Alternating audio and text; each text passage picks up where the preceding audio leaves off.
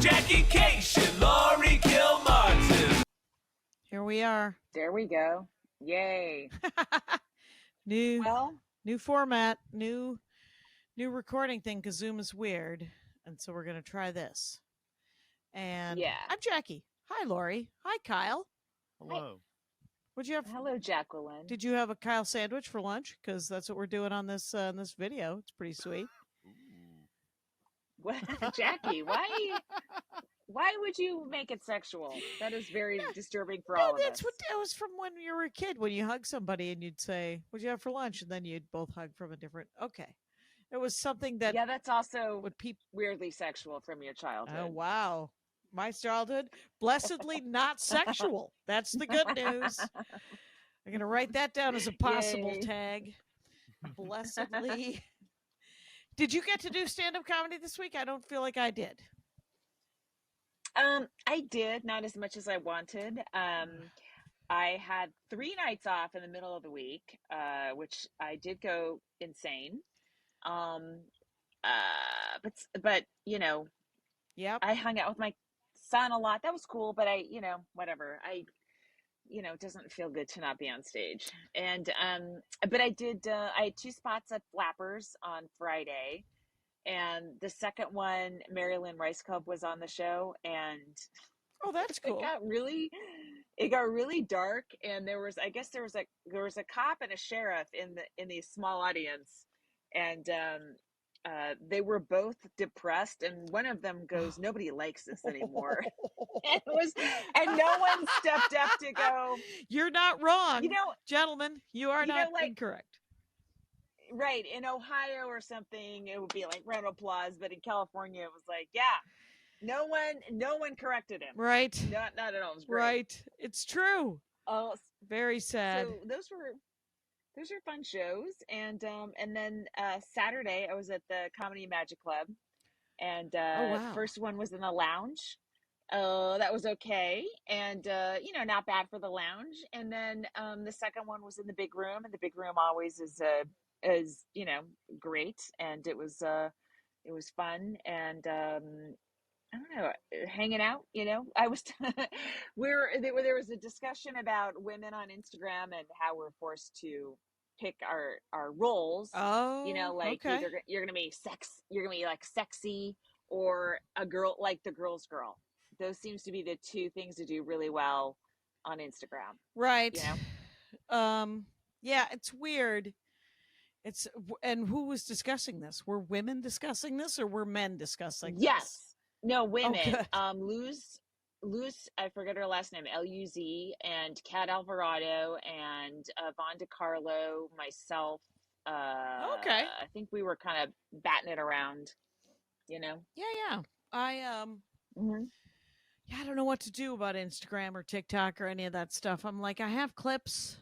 I play them. Right. They're only getting hundreds of views instead of tens of thousands like they were that first month. And I suppose, there's part of me that just wants to, and I've lost like 500 followers. And, but I also, there's part of me that's bored now. I too am bored of me and bored of TikTok and bored of all of the whatever content I'm supposed to be providing. I know. I will say, I just looked at my schedule while you were telling that story. That was rude. But I will say that. Yeah, I noticed, and I said, I'm here for the listener. I'm not here for Jackie. You're here to explain to the listener of what shows you got to do. Guess what I got to do? No shows. You asked. No shows. You fucking asked. Oh, and I will ask again. Kyle. I cared. I cared enough to ask. Sadly, did not care enough to listen. Very sad. Very disappointing, I'm sure, for everyone. Jackie, yes? I know that you are a good daughter-in-law, because I know that you drove to one of the worst places in California and back to give your mother-in-law a taste of an old friendship. Yep, what we did. Okay, yeah. So we left on Friday. We came back today, Sunday. And on Friday, we went to Exeter to see her old house because there was a big flood in Exeter and Lindsay last year. Oh. And her house and that whole neighborhood got flooded. Luckily, her house she sold before the floods. Right before, like weeks. God, sweet. I know she was talking about how great it was, and so my God. her one neighbor that she was super friends with, David. So we drove up there. That was 3 hours out of the way. Hung out. Oh no, it wasn't on the way. Oh my God. Sort of on the way, but it was a 10-hour day. It's a 10-hour day of driving, which is always a pain. And then we got to Oroville. So we go to Exeter. We bond with David and his mama. And then we keep going.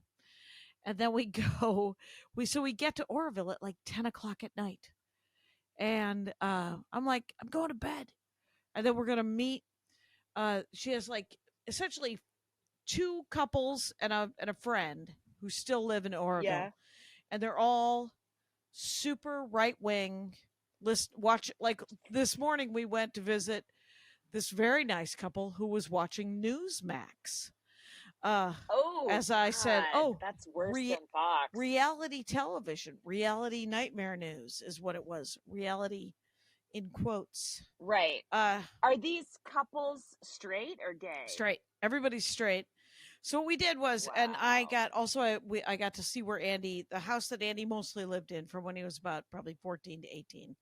And then Chris and Fran lived there for another 10 years and then moved to Lindsay. And the guy who bought the house was their contractor. Can I just say, Chris and Fran had terrible taste in towns. Oroville, Lindsay, and Exeter? What the hell? I have to tell you, when I first met them, they were living in Lindsay. And whenever we'd go to dinner, we'd go to fucking Porterville. And when they moved to Exeter, I was like, wait, Exeter has been here the whole time? Because Exeter is literally 10 minutes in the other direction. And it literally has like a French restaurant. It's like where all the orange orchard people, where all the owners lived. So it's the coolest town in that area. A low bar indeed, but whatever. It was like, and so that's where you guys, you ever want to spend some time on the 99 and the 65, pick again. No.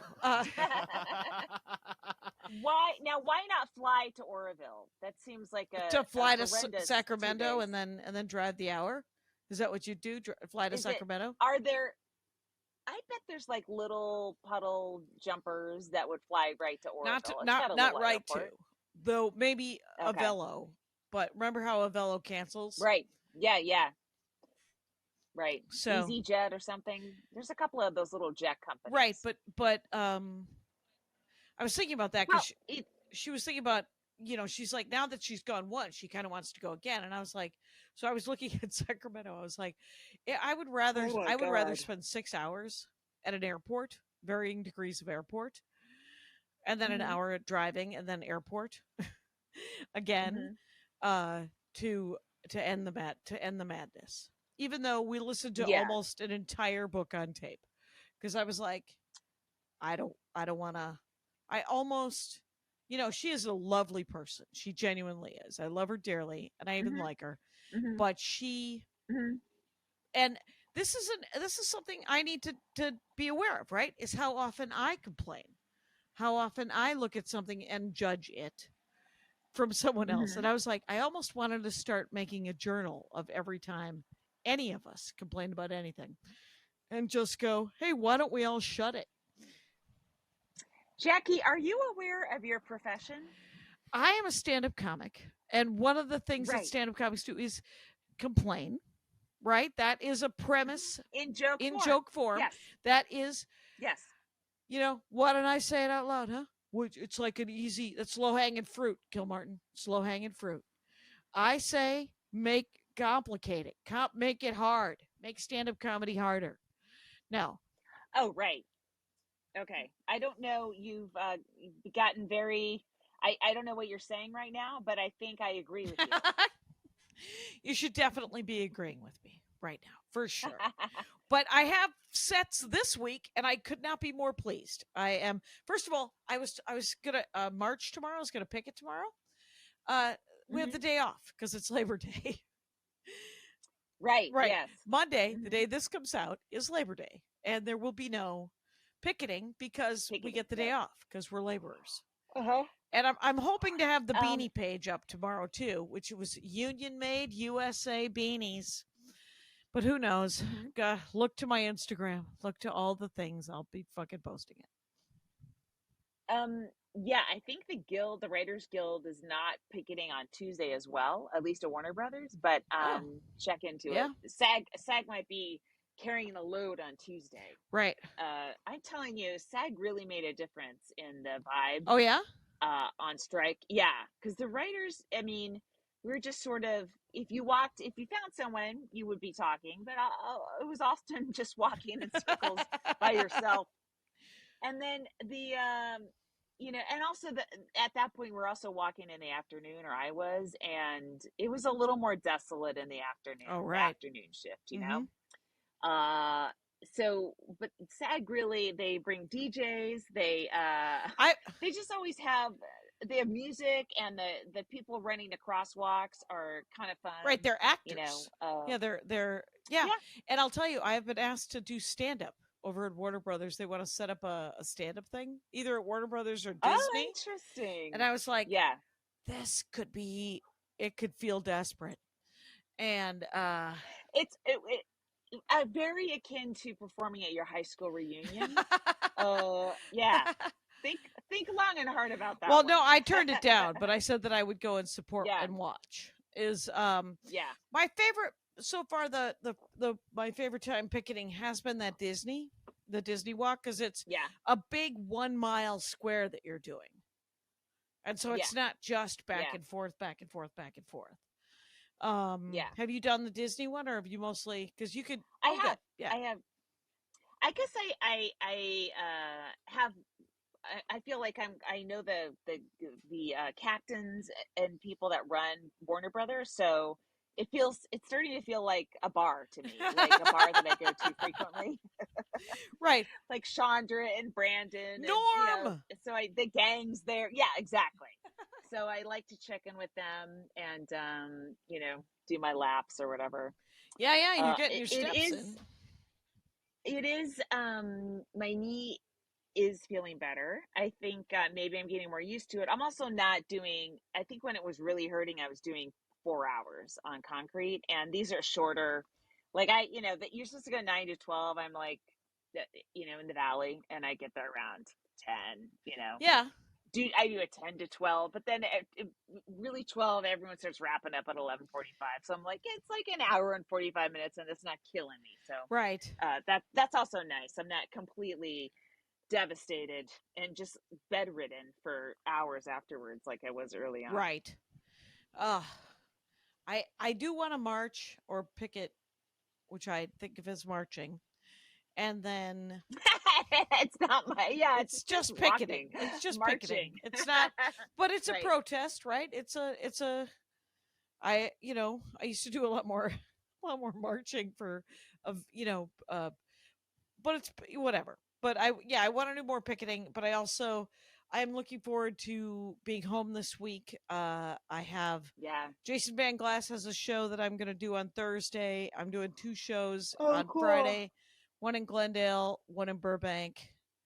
And then on Saturday, I'm going to do Jimmy Pardo's thing at Flappers. And and then I'm going to What's Pardo's thing? What's he I doing? don't know, you might just be Is it headlining. his game? It might be his Neat. game show thing, but it might be, I think I get to do his game show thing. I usually just do a 5-minute spot, but I thought he asked me to do more Yeah. time. So that'd Cool. be cool if he's doing a full. That'd be a lot of yeah. fun. And then I'm gonna have lunch with Martha Kelly this week, and Wow.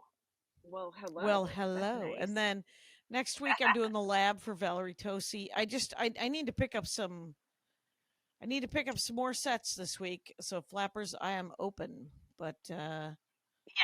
I need to pick up sets too. I'm going to Seattle on Friday. Oh, that's right. You're Of doing course, laps. I'm at laps. Yeah.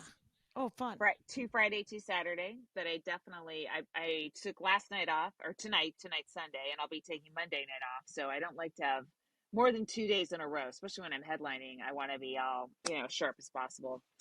I have a spider. Right, I saw that you And sent the spider web picture. It's gorgeous. she just does not stop. Okay, so she made this gigantic web, and then I took it down. Like she wasn't in it, of course. I took it down during the day. I can't be walking into fucking webs, Right, Jack. right. So, so she put another one up. She works at night, right? Yep. And she put this is the fourth day in a row now. I just saw her crawl across the air, so she's starting another one. Right. I mean, that's what she does, keep I taking guess. Her down, and but why won't she move to a different location? I don't understand. But you know what? I guess she's catching what she needs at night, and then I tear it down, and she's like, "Fuck it, I'll start over." Maybe she likes that I'm tearing it down, and it's pushing her creatively to come up with new patterns. Have you named her yet, Charlotte? It's No, I haven't. She's pretty big though, but she seems like a friendly gal, and she does disappear during the day, thankfully. right. So you don't have to live that life. Mm-hmm. Yeah, I don't know. I'm just tired a little bit. No, driving is exhausting in any weather, especially now. It was beautiful up there, though. Holy smokes, it's gorgeous. Yeah. It's yeah. the Feather River. Yeah. Sure. I wanted to find an Andy high school T-shirt. Go Thunderbirds. Yeah. But we didn't find it. I went to a Rayleigh's, which I guess is their local grocery. Oh yeah, sure. Store up there, and it was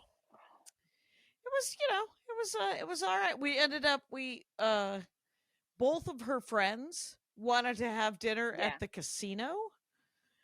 And it's not the casino that I did a show at, though you know that there's sets up there. You know that there's those casinos they book. Sure.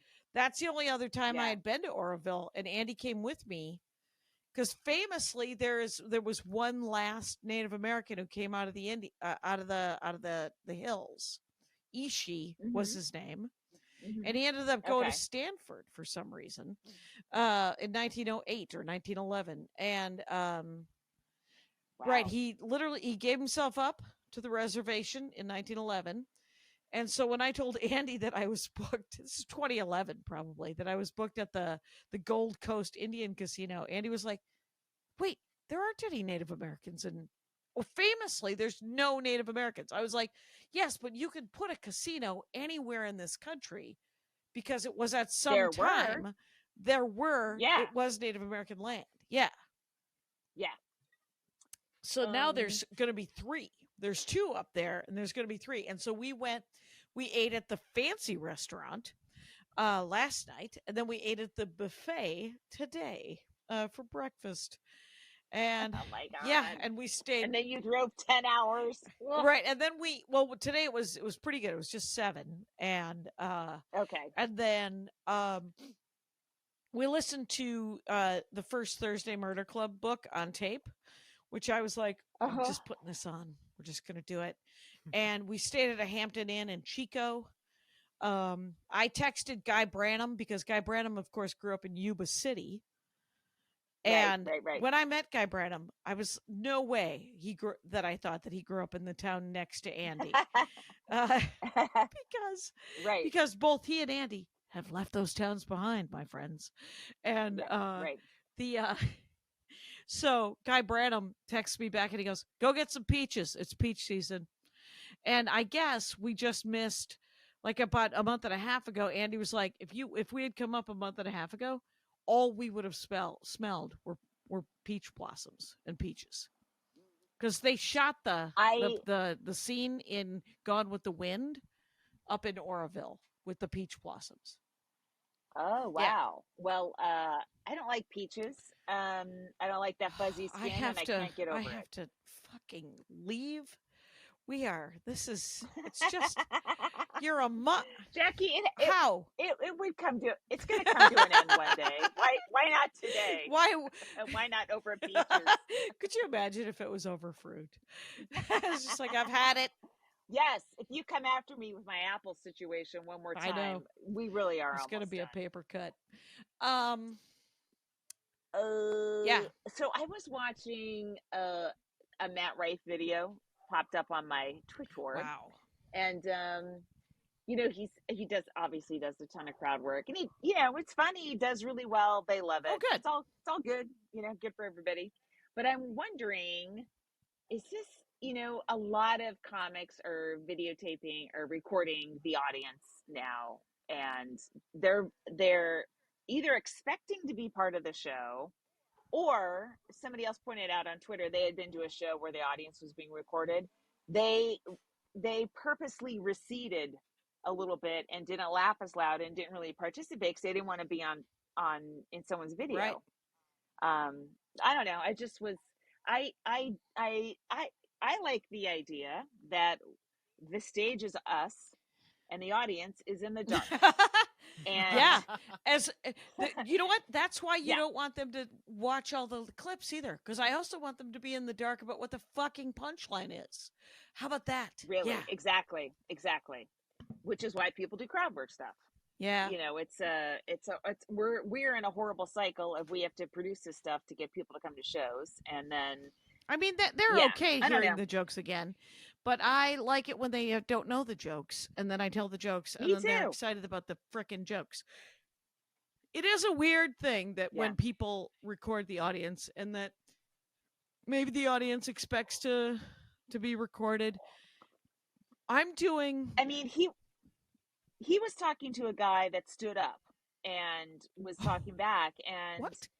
You know, and there was a light on him. The guy was it was just like he was lit enough where you could see him. But did you ever see the Tony Robbins documentary? No, but I heard it was great. Oh, it's really good. And there was this one moment where like Tony's connecting with the audience, and his wife is running the music, and she pushes the volume up on some inspirational music, and I'm like, I feel like we're very close to that kind of choreography and stand-up comedy. When will Kyle Cease come back to us? Kyle, come on, man. I wonder, I listened to, I'm not done with it, but Marin's interview of Maria on okay. WTF. Right. Really, it's so good. It's so good. Cool. Her book comes out this week. It's her birthday today, Sunday. She's a Leo, right? I guess. I don't know. The only reason I know it's her birthday is because somebody, I think it's in my calendar. But I picked her up. So I took a picture. There was a guy sitting at the gas station I stopped at on the way up the 5 tonight, and he was wearing a hat that said 5150.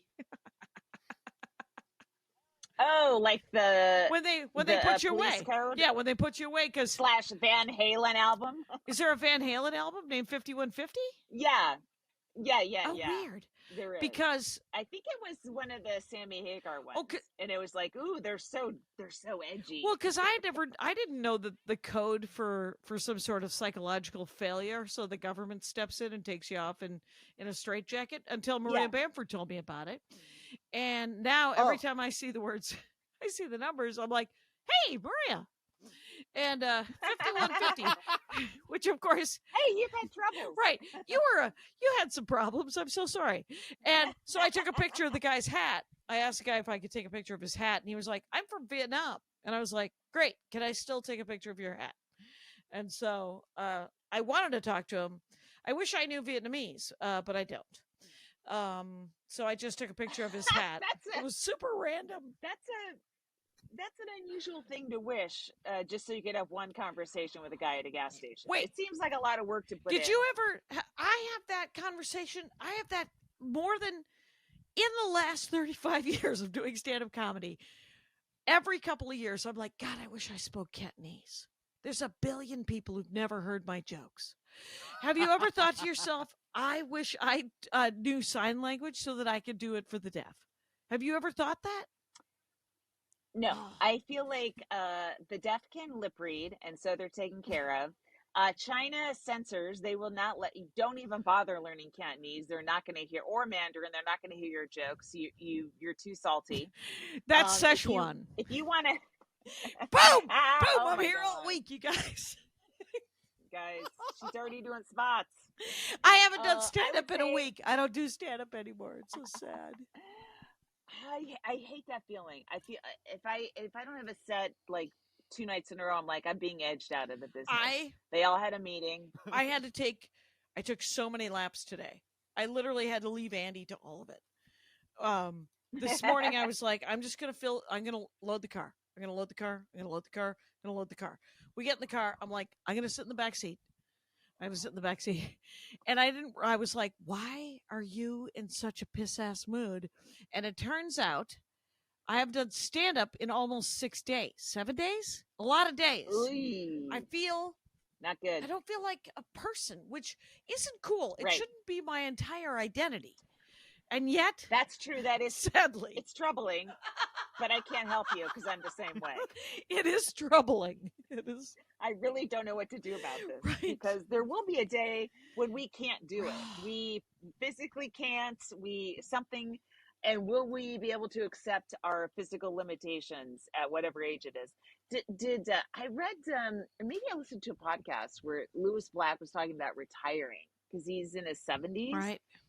and I was like, wow, I don't know how he would do it. I don't know him, but I don't know how that guy's constantly worked and he's always doing new shit. And I don't know how you turn that off. Where do you put that energy, that new material energy? Like I have new stuff I was writing today. I'm like, when I was trying to do something else, that's when I come up with jokes.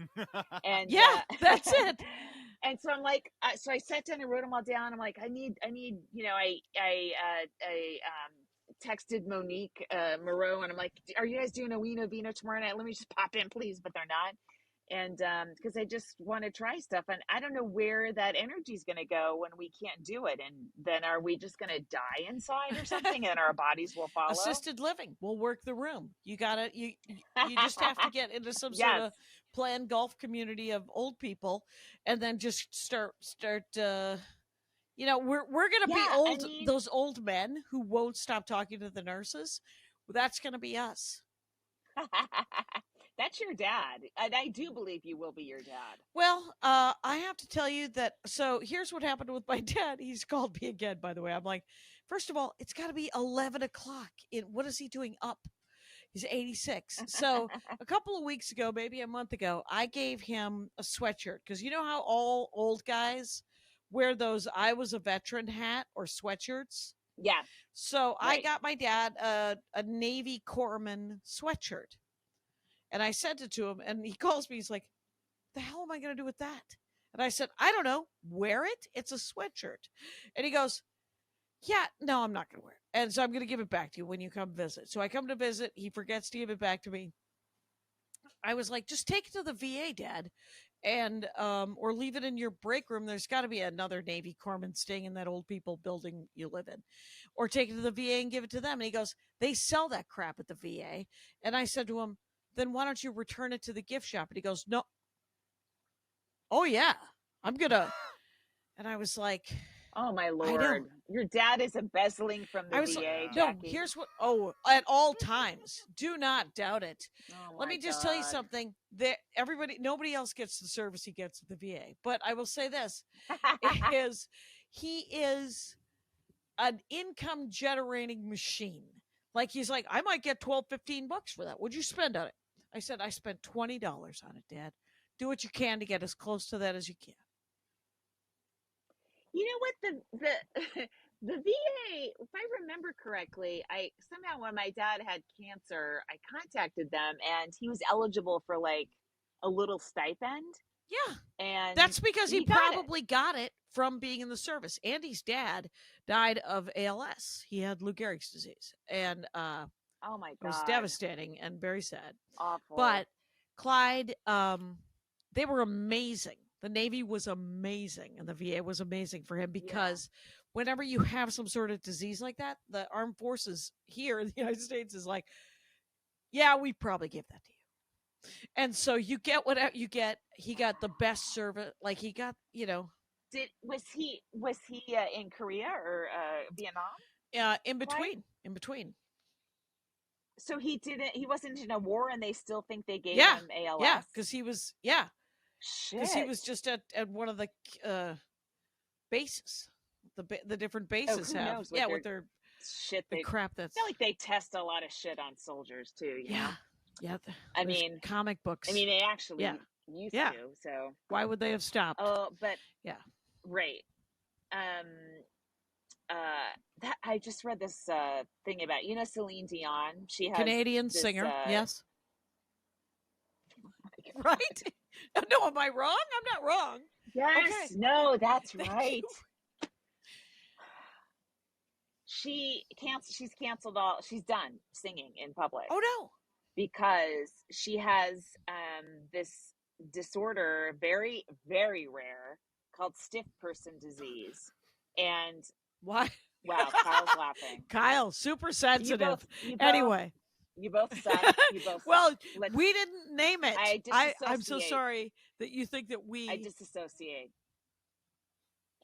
So it causes the body to just have violent spasms out of control. Oh, like that, but yeah, hilarious, right, Kyle? But wait, not seizures. Not ALS. Not seizures. Just like the spasms, seizures. I'm not sure. Okay. But to the point where it's so like she can't stop it. It's incredibly painful, and she cannot sing. She doesn't know when they come on, but they're frequent. And she's 55, and it's like she's got 12 years. She's got two twins that are 12, and it's like, fuck, like she. In addition to one of the most incredible voices, I assume she's a great live performer. Right? It seemed like she was. I never saw her, but fuck. I mean, you don't know when it's going to end. No, you actually don't. That's one of the great mysteries of life is when you don't know when it's done. I mean, especially performing for us, like right. We don't know. No, all of a sudden, no, could right, and at least you have another skill. You can write. You've written books, Laurie. You could write books. Jackie, don't remind me of that. I can't even.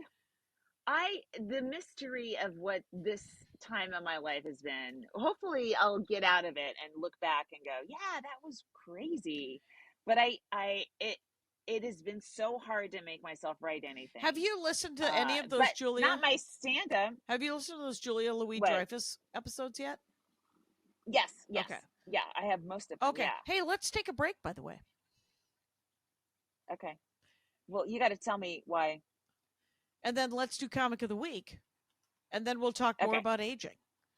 This person, not old. No. Or a really old clip. Because you know how you keep getting stand-up clips coming at you on Instagram? It has begun. I saw this woman on Instagram, and her name is Jalisa Robinson, Jalisa Robinson, and it's at The Real Jalisa, and I laughed out loud. I watched her reels, and I was like, holy shit, who is this kid? And she's not a kid, grown-up lady. Grown-up woman, working so find her, you guys, The Real Jalisa, and because she's outstanding. Is she LA-based?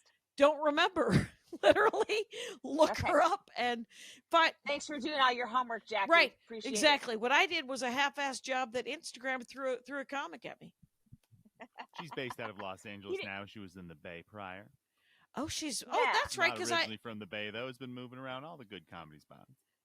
Oh, that's why I thought you knew her. That's how she came up. Because I was like, I wonder if Laurie knows her. And you're like, I don't know her because she must have been after you.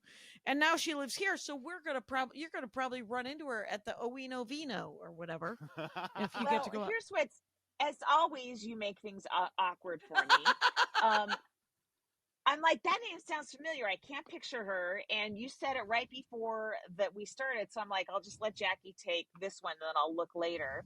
And of course, you didn't let me have that graceful exit. You decided to. Here's the great thing about Riverside FM. Kyle could just edit this out just by audio. No, don't edit out me explaining how shitty you are. Right. You guys don't want to not know how awkward I make it, because I make it awkward, you guys. But as soon as you said her name, I'm like, wait, I know her. I just couldn't visualize her. Right. whatever. Okay. But I'm good now, and we start you pretty much announced her right before we started, so I didn't have time to poke around. Right. Hard to recognize things from under the bus, Laurie. So it's like, which is where Jackie had been directly pushing you. Finally. Yes. I'm so glad I have a witness to this abuse. That's why. And it's not just. That's why Kyle's still. Because here's the thing about Riverside FM: he could be a lurker, a producer in the background, but we know that the listeners of the Jackie and Laurie show enjoy Kyle piping in, having an expression that Laurie can make fun of, having a laugh that we need. Right. So, but the Julia Louis-Dreyfus. So, okay. Yes. Those women that she's interviewing are in their 70s and 80s, right? And Carol Burnett's 90, I think. And they're still working. And what I like about the interviews with these people is that they don't know either when they're going to stop performing, but they keep going. And I think that that's a key thing with aging, where you're like, I don't know when everything's going to hurt too much, or I'm going to break a hip, or I'm going to lose something, or like I met a very nice woman who has dementia and this weekend, and one of Chris's friends, the woman of the couple, man-woman couple, she has dementia, and a couple of times we're hanging out and having dinner or breakfast or whatever, and she said, she turns to her husband and goes, "What's the disease I have?" And he goes, "It's dementia." And she goes, "That's what I've got dementia." And wow. So it's a freaking trip, and there's it's unfortunate, but well, that was a depressing tale, Jackie. I thought you were going to try to inspire it's me. not stiff body, no, but it is. But what I do say is that you have to keep going, and there's no way to know when, so you just have to live your life to the fullest. It is a pep talk in the end, right? Of course. Yeah. No, but nope. I'm saying this time in my life, which was I had two stark losses: my mother and my job, right? And then and then the pandemic it's still happening, but it rolled into the strike, and it's just been like this weird feeling of, am I ever gonna work again? Am I already been kicked to the curb, but I don't know it yet, or what? I don't know, But and it's really hard to when half of your brain is worrying about that all the time. It's hard to let the other part of you be joyful and right. Like you can't, like when I was working on Conan and my mom was here and I had so many things going on and I didn't have time for anything. I was also able to write 2 books because I knew I had income coming in, and I just would find the time. All I needed was time. I didn't have to worry about money, and I didn't have to, I had my kid was taken care of, all the things I worry about now I didn't have to worry about. And your life has changed such a great deal. It's true. A great deal. And in a way that I thought I would handle better than I am. Right. Like I thought my mom is driving me insane, but I feel like now I'm a character that has lost their nemesis and I don't even know how to act anymore. Right. It's you might need a new archenemy. It's just I do. I need to start dating again. Right. Ooh, there you go. And I will say that you say that, but I look back on my entire career, and there was always somebody, like I could have looked at every part of my career as nobody cares that I do this.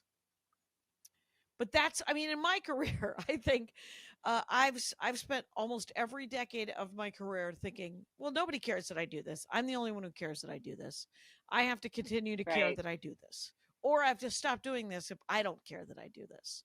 So that's the circle that I run in, which is enough of a sort of a circle as to create sort of like remember the pioneers who circle up the wagons?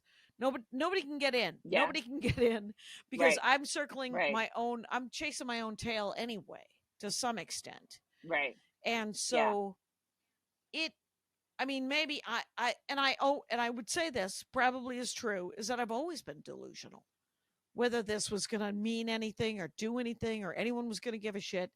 And that's one of the reasons why I've always thought that I'm more successful than, because I never expected anything. I just assumed that I would always have a day job.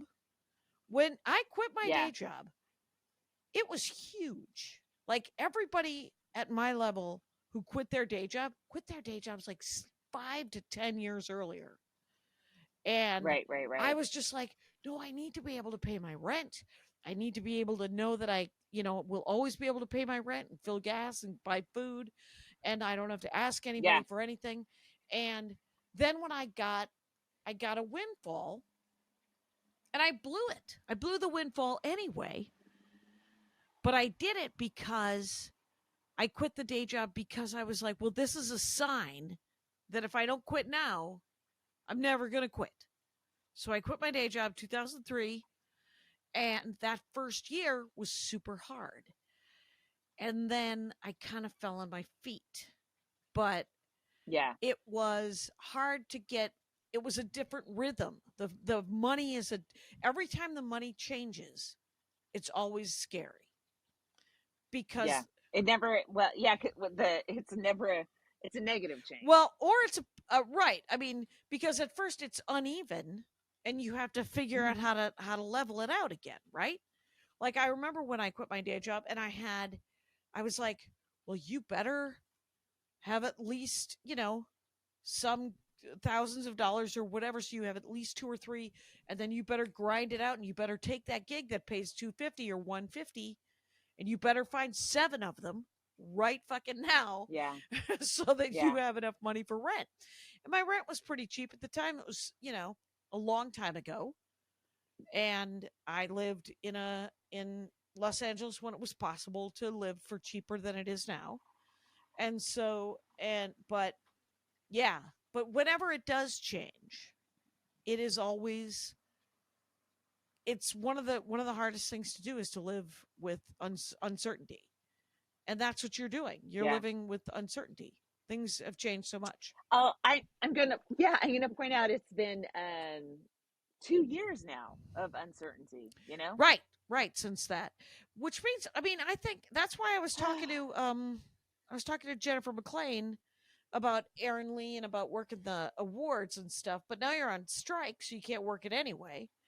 But I don't know what happened to your camera, but there it is. I've gone into low power mode. Well, where are we at, let's Kyle? see. We have like a stopwatch. Oh, do we? You know what? I'm gonna run and get a power an adapter. All right. Very quickly. I'm gonna sing a Celine Dion song. Oh my God! I'm gonna push stop real quick. Jackie. Okay. You're plugged in. We're back. We got another 15 minutes. Man, that could have been the break. Mm-hmm. Hey, Kyle, that's the break. Yeah, for sure. For sure. Nobody wanted to hear me soliloquize. Is that a word? That isn't a word. No, it's not. I don't even know what the fuck I'm doing. I'm surrounded. Jackie, we're tired. Have we ever done this podcast when we weren't fucking exhausted? It's always like the last thing of the week, and it's so tired. It's so weird. I do wish, like, I can't even think of the jokes I'm working on right now. That is the saddest statement I've ever said in my life. Right. Right. But here's the thing, because you're a pro, if you were all of a sudden like a comedy club opened right behind you and you were told to be up on stage, you could do an hour right now. You know what, Laurie? I also do not, as I always carry an emergency set list, don't have one on me. I don't have one on me. You don't get it's in here. It's up in my brain box. Yeah, I love an emergency set list because what if I am called upon? Few people are chosen. It's and plus it usually has all the stuff I'm working on, the new stuff.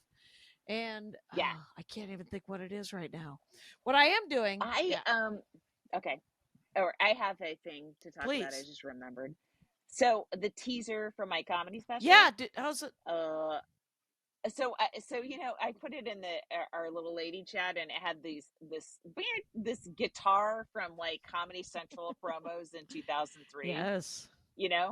And I was like, oh my God. So I hired Joe McKenzie, who did our intro that people love. Oh, good. And he did I'm like, I just wanted to sound adult, kind of jazzy. Yeah.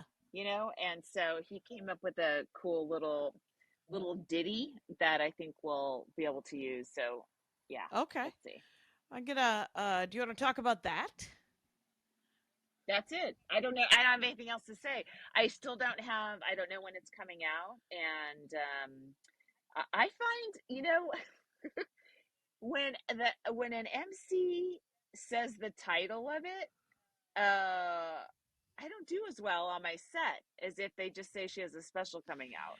That's like, funny. I think people are like, what? Yeah. Like suspicious. So, so maybe you say, I have a new special coming out. I'm sick of, I don't, staycation isn't, I'm sick of explaining how to say my name again. Like, because I thought that staycation would make it easier. And now I've had other people come up and say, is your next album going to be called Location, Location, Location? Which actually made me laugh. But I was like, I don't know what to do with that. Because I want to write that solo show, Altercation, and I haven't done that yet. But it's in your head. Let's like Atsuko Okatsu, her show is Let's Go Atsuko. Yeah. And I didn't realize it. It's so people could get the rhythm of her first name. Yep. Now, I don't know if this is true, so someone should find a second source on this. But I heard... No, I'm going with it. You're going to go with it? That 800-pound gorilla bought Comedy Time? Oh, I told you that. Was that you? Now, did you hear about that from some comedy source, or... Yes, I did, from a source that they bought Comedy Time. And so if you have Comedy Time clips, and I think there's a certain demographic of us that do and wish they could all be burned in a burn pit, even if it gave people cancer. I think they would accept it. Where did you film your Comedy Times? New York? Comedy Time? No, I think they were all at the old Ice House. Yeah, right? That's where I did mine. Yeah. Literally. Yeah, $25. $25, $50. $50 initially, and then then it went down to 25. And what were we doing? Were we doing 7s? Were we doing 10s? I don't remember. I forget. Something like that. 10, 15. Whatever we were doing, there was no money in it. They would talk about how the word content was not a word yet, but that was what they were saying. No, it was content, as in you were kind of happy with things. And but they were like, we're gonna play them on Delta flights and Yahoo phones. Do you remember? Did you read the contract? And so all of those. I didn't. I was like, how many did you get spots at the Ice House? How many did you do? I think I just did one. Oh shit! Look, we were all chasing the Angela Johnson Vietnamese nail salon high. Right? We're all hoping. I did it before that. I did it before. I did it, I think, in the late 90s. It must have been 99, 2000 that I did it. Pre 9/11, kids. Pre 9/11. That was those people who were running Comedy Time. Those are the real terrorists. And God knows what jokes were on that, but I looked it up, and they're not playing any of mine, but they're playing a couple of yours, right? Yeah, right. So, and 800 bought them, and now they're on Sirius. Is that where they're at? Yeah. So if you are a comic who check because mine weren't linked to my name, so I might have some money. Right. So what am I doing? Am I going to Sound Exchange and putting in Comedy Time? I don't know. I'm just going to email somebody because it's not. It's a little confusing to try to. You basically have to go on their website, find a track, and go, hey, that's me. That Laurie Kilmartin, that's me, Laurie Kilmartin. And so you have my money. They sit on the money until you claim it. So can I have it? Yeah. And there's they don't have like they start to use all these so just like industry terms with the links, and you're like, is this the right link? Is this the right place I should be clicking okay. on So to make this claim? but on Sound Exchange, just do a normal search of my name and claim different tracks, because it will come up as my name, and then the album will come up. Like there's a horrible. I did still mad. Did a benefit for a domestic abuse album that she sold to Comedy Dynamics. I can't remember her name right now, but she sold the rights to Comedy Dynamics. Wow. And that's bad. Yeah, super bad. And so I claimed it, and then the Comedy Dynamics guy was like, why are we fighting over this? It's like $15. And I said, oh, if it's just $15, then why are we fighting over it? Can I have it back? And he's like, no. And I was like, well, then clearly it's not $15. It's more than 15. Yeah. And you can blow me. And it feels like it feels like we're issuing tracks so that we can get paid on material we're sick of. and that's fine, because people are listening and people are making money off of it, so we should too. But honestly, real stand-up comedy is not in our albums. It's live. It's the best. So here's what I do. I say the best way to do stand-up comedy is live. The next best way to listen to stand-up comedy is on an album. And it's nice to listen to the whole album. Sort of like a lot of people like to listen to music. If you listen to the whole album, there's an arc to it. As is a stand-up comic whole set. Like if you listen to that 45 minutes to an hour, you've listened to somebody's whole set. And that's my second. That's a club set. Yeah. Yeah. You've come up with you've come up with the story of whether it turns into a story or not. You've picked the best way for it to kill in a club, and that's how you're going to listen to it. And on the album. Next way is a video, like a special or something like that or a clip on YouTube. The worst way is stand-up comedy through a Law and Order episode, when the comic is being killed or they are the murderer. Right. Yeah. So once that second removal of like Punchline, all the movies and all the Law and Orders and all the thing where the character is a stand-up comic, then that's the worst way to see stand-up comedy. First of all, nobody's giving up their A material and to that comic. Unless you're Seinfeld. Seinfeld, that was his material, but it's his show. His opening stand-up was always funny. It was always it was always clippy. It was always more like a clip. And then they didn't, I think the one time or the one or two episodes where they show him on stage, within the course of the show, he's usually pretending to die. I think eat it. Oh yeah, that's right. Yeah. So that's that's what I would like to say, is that people should definitely go see stand-up, because that is, you don't know what's going to happen if you go to see stand-up comedy live. No, and I mean, if you're part, I was going to say, I mean, if you're being filmed, you have some idea that there's some orchestration going on, but right, yeah. But even if the comic just does the same material they did the night before, it's not the same show, and the audience response is the second half of the show. Yeah, right. The first half is the comic performing. Yeah, and so whatever you're part of this electric, once in a lifetime, ethereal thing that will disappear, but you'll laugh, and it will lengthen your life for a few minutes, because laughter does. And live performance, it goes away. I mean, we try to trap it and contain it with clips and video and recordings, but it really cannot be replicated. If you aren't there feeling it, it's a different experience. And it's such a beautiful experience when I perform. I'm sure, but for me, I'll speak for myself, is that when I'm performing in front of a live audience, it is that. I'm doing half the work, they're doing half the work. And what is created is always unique. It's always interesting. It's always different. Sometimes it's great. Sometimes it's not great, and sometimes it's fucking weird. And if you're there for those nights, You're like, what?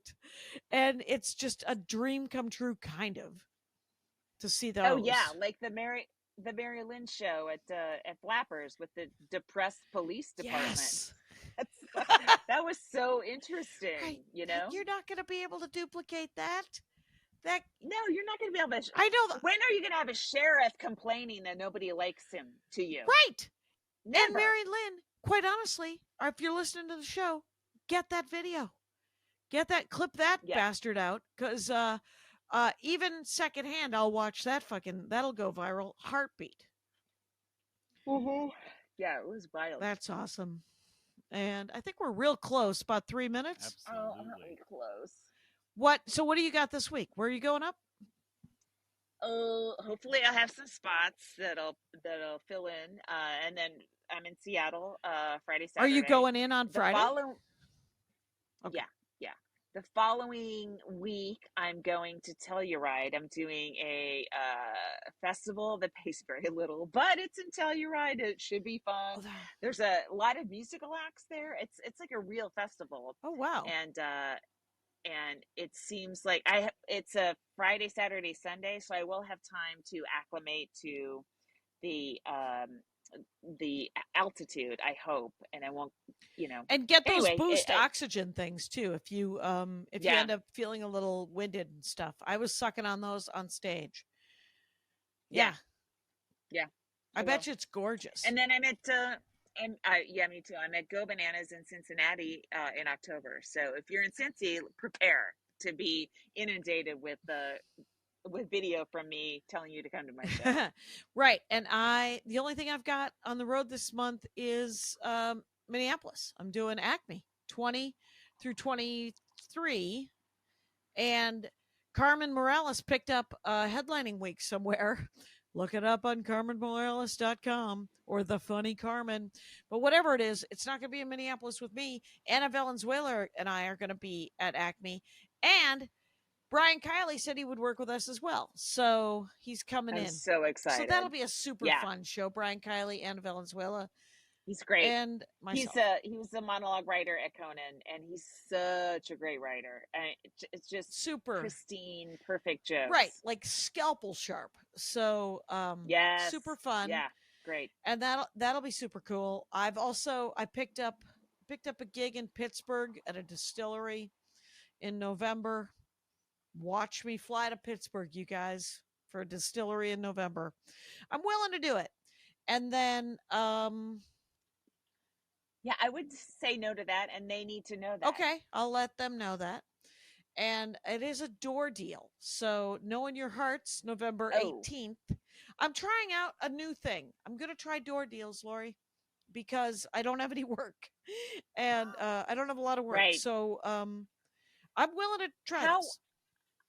You know what I noticed with especially a place I did in Seattle that's not Laughs is they expect they don't do any other advertising. Like if you're doing a door deal, you need to make sure they're doing their part. They have an email list that they're sending your stuff out to.